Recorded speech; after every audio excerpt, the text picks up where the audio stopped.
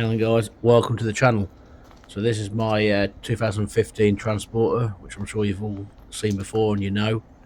Back in October I lost fifth gear on the motorway. I did drive it all the way home in fourth gear. I haven't had a look at it since, so today in the video we're going to get it up in the air, drop the gearbox oil, see what that looks like, then have a look at the fifth gear. I'm hoping just a new gear set from Dark Side will get it sorted out. But yeah, let's see.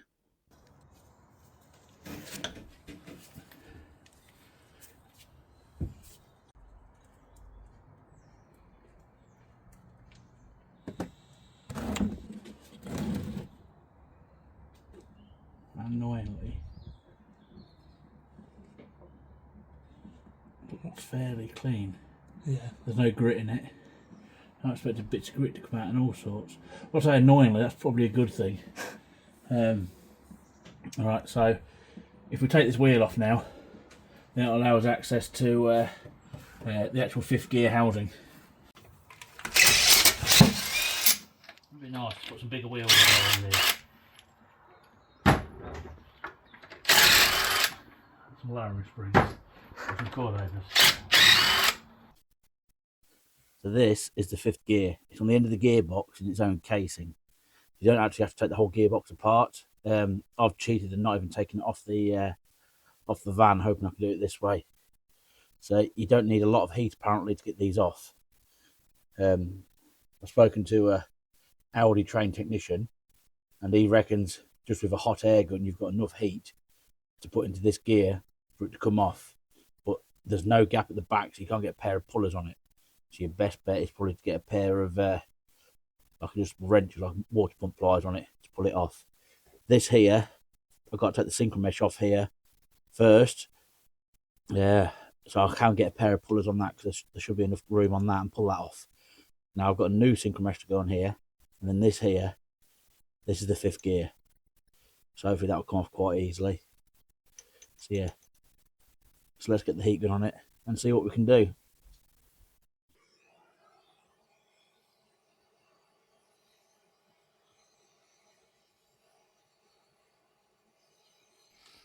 So as I was told, this didn't take much heat to get it off. Just put a bit of heat in it here with the blow lamp, and then got my two leg pullers on it, and just with a little bit of gentle persuasion, with that bolt put back in the centre, it's just coming off nicely.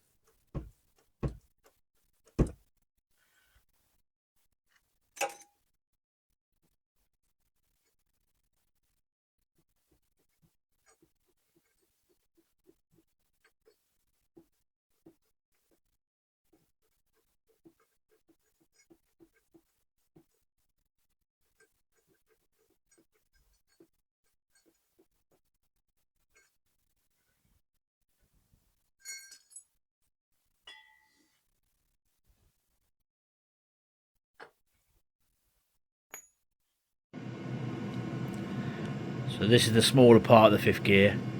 It goes on the output shaft, and as you can see, I couldn't quite get it off. So what I've done, I welded to it, so now I can get my pullers onto it.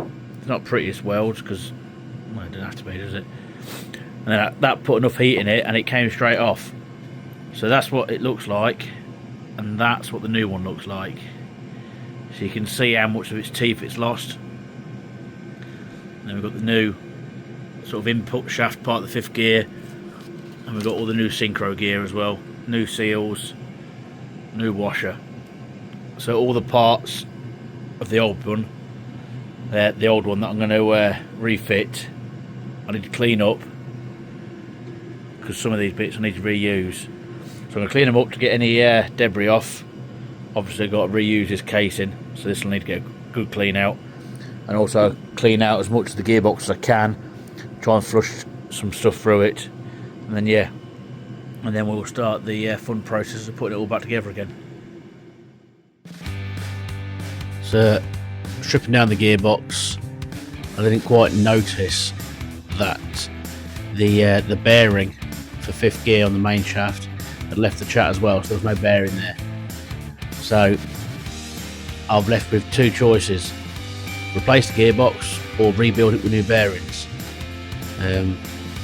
Now I don't really fancy stripping the gearbox down, so I've elected to replace it with a new gearbox. And this is a 5-speed box. Now these are rated to about 140 horsepower. I've got 180 going through it. So to make sure it lasts, I decided to upgrade to a 6-speed. Now this is quite expensive, looking the best part of £3,000 for all the parts. Now I have looked around to see if I can get it cheaper, and I also did get a friend who's got a scrapyard to bid on a couple of Cat Bs that were on Copart, but these still went for way above what I could really afford realistically. So what we've done, I contacted a breaker in Derby, and I'll put their details on the screen now, and I'll put a link to their Facebook page in the description, and they did me a really good deal on a bundle of a 6-speed box, the drive shafts, and all the other bits and bobs that you need to convert these to 6-speed. So to get the gearbox out on these, you do have to remove the clutch line or the gear linkage, both drive shafts, and then you have to remove the subframe as well so you can get it down, which means you've got to disconnect the wishbones from the hubs, got to disconnect the steering rack, the anti-roll bar, the exhaust. Probably a few of the little bits I've forgot to mention. Obviously there's a few bits of wiring. There we go, off it comes, ready to be replaced by a 6-speed. So here are all the bits for the 6-speed and the 5-speed laid out on the bench. You've got to replace the start motor from one up to 6-speed. As you can see here, distance out to the throw out gear, that's a different length. There's probably a different torque as well because they are bigger in the body.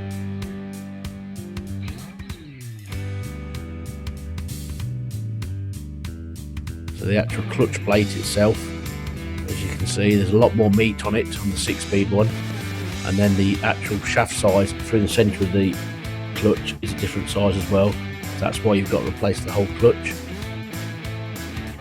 The actual flywheels are completely different. As you can see, they're a different thickness, different diameter, yeah, completely different.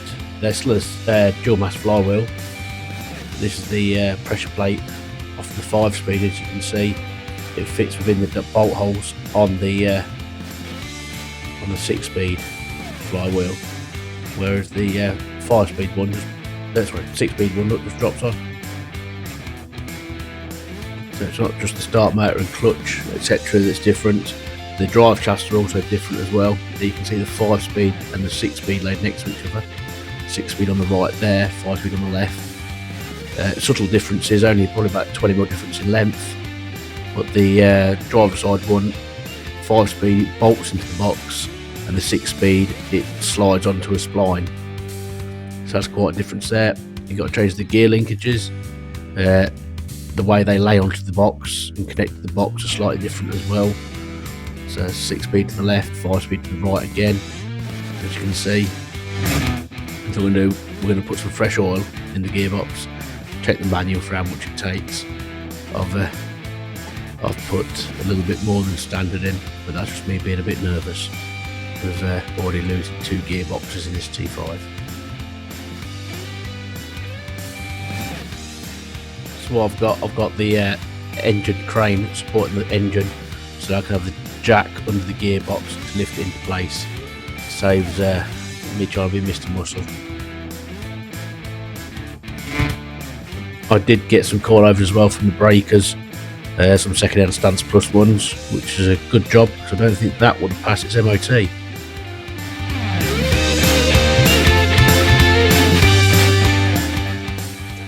But the rears sit a bit lower than I wanted, so what I've done, I've got a 25mm lift kit, which is what these orange bushes are, because the bushes were screwed as well. But yeah, 6-speed conversion done, back on its wheels. So yeah, happy days. Will it pass its MOT now?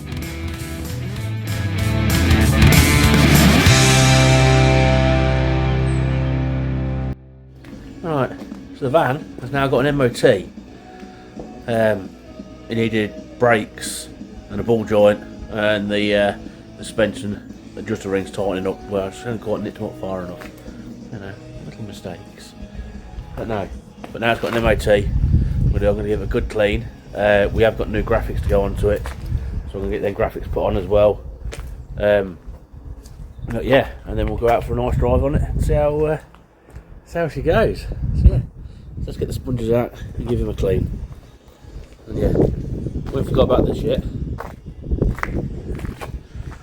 We haven't forgot about this, having this put in it. It all comes, you know. I do work full time and I do most of this evenings and weekends, so stuff does take its time. But yeah, alright, let's get the cleaning gear out and give the van a wash.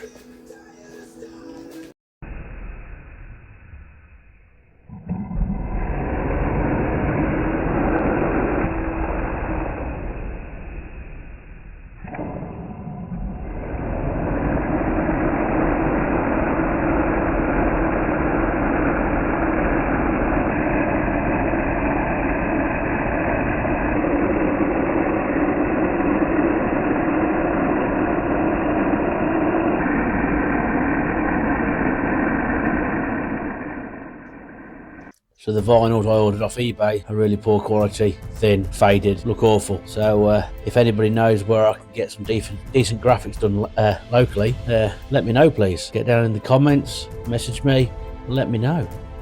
So to test the van out with the 6 speeds, we've gone to Skegness. So let's have a little walk along the beach, have some fish and chips, have some donuts, and enjoy the brisk sea air.